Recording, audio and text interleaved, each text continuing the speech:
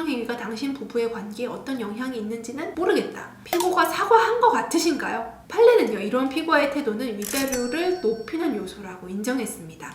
안녕하세요. 이혼 상담은 한 변호사에게 이상한 변호사 한승미입니다. 최근 저희 법무법인 승원에서 진행했던 상간자 소송의 하급심 판결문에서 위자료 결정 기준을 매우 상세하게 설시하고 있어서 오늘은 그 부분을 공유해 드리려고 영상을 준비해 봤는데요. 위자료 결정 기준에 잘 맞게 주장 입증했더니 부정행위 기간이 단 3개월로 짧은 편이었지만 위자료가 무려 3천만 원이 선고됐거든요. 높은 위자료를 받기 위해 그동안 제가 주장했던 요소들을 판사님께서 시원하게 설명해 주셔서 매우 흥미로웠는데요. 정리해보니 상간자 위자료 결정 기준이 7가지 정도로 추려졌습니다. 오늘 영상을 보시면 상간자 위자료 소송을 고민하고 계신 원고뿐만 아니라 이를 방어해야 하시는 피고들에게도 많은 도움이 되리라고 생각합니다.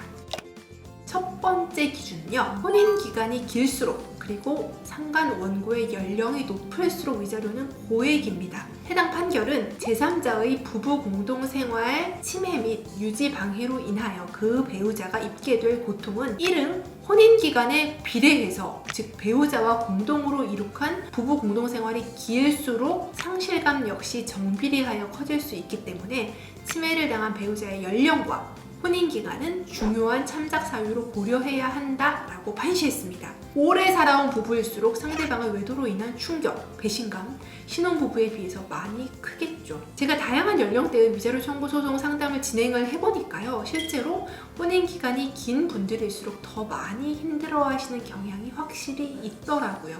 해당 판결의 당사자도 혼인생활을 30년 넘게 유지한 분이셨고 이 부분을 적극적으로 주장해서 높은 위자료를 인정받을 수 있었습니다. 두 번째, 상간자와 원고 배우자 간의 관계가 깊을수록 부정행위 기간이 길수록 성관계를 하는 긴밀한 관계일수록 위자료는 고액입니다. 당연한 이야기겠지만요, 카톡이나 문자로 사랑한다는 감정만 나눈 정도의 관계와 이에 비해서 직접 만나거나 둘이 여행을 가거나 성관계를 하는 등의 부정행위 사실이 입증된 경우는 위자료가 분명히 다르게 책정돼야 할 겁니다. 그렇기에 부정행위의 정도가 심하다는 입증, 일명 센 증거가 있을수록 위자료 액수가 높아지는 것은 당연하겠죠. 세 번째, 원고가 정신적 충격을 받아서 건강이 훼손된 사실에 관한 입증이 가능할수록 고액의 위자료 책정이 가능합니다. 위자료가 정신적 고통에 대한 보상인 만큼 정신적 고통에 대한 구체적 입증이 있으면 도움이 되겠죠.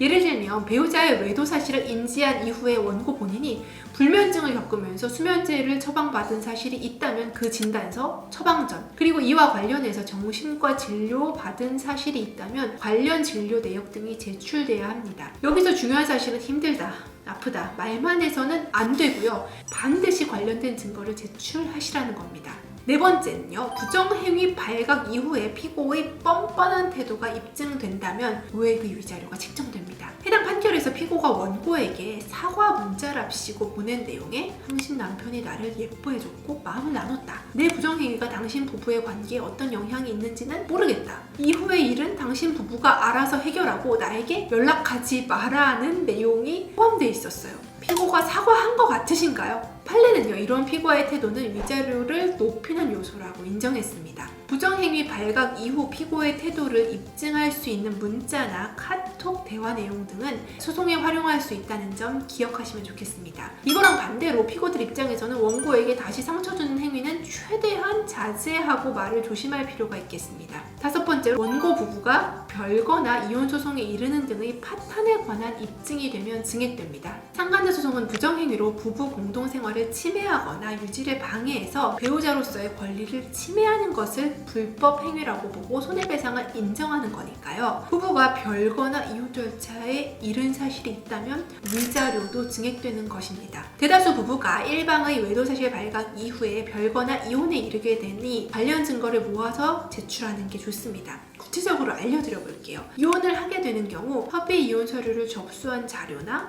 이혼 소송 사건 번호 등을 제출할 수 있고요. 별거를 하게 된 경우에는 배우자와 별거 사실에 관해서 주고받은 문자나 별거 상황을 입증할 수 있는 어떤 사진 같은 걸 제출할 수 있으면 좋습니다.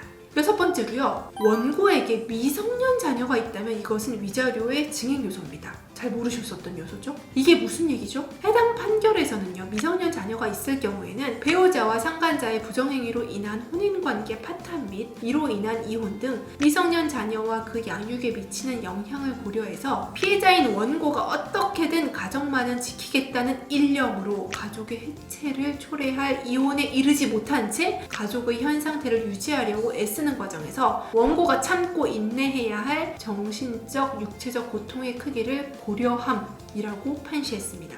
즉 이게 뭐냐면 이혼까지 이르지는 않았지만 애 때문에 차마 이혼은 할 수 없었을 뿐이지 정신적 고통은 이혼을 한 사람과 다를 바가 없다는 의미인데요. 미성년 자녀가 있는 상간 원고분들은 이 부분을 주장할 필요가 있겠습니다. 마지막 7번째, 피고가 원고 배우자와의 관계에 적극적이었음이 입증되면 증액될 수 있습니다. 예를 들면요, 피고가 더 적극적으로 외도관계 유지를 위해서 노력하고 애정 표현을 하는 등의 카톡 대화, 문자 메시지, 녹음 자료, 기타 등등의 자료가 있으면 증액이 가능한데요. 해당 사건에서는 피고가 원고 배우자에게 보낸 카톡 내용에서 만남 초기부터 적극적으로 사귀자는 얘기를 막 하고요. 그런 요소들이 잘 주장돼서 높은 위자료를 인정받을 수 있었습니다.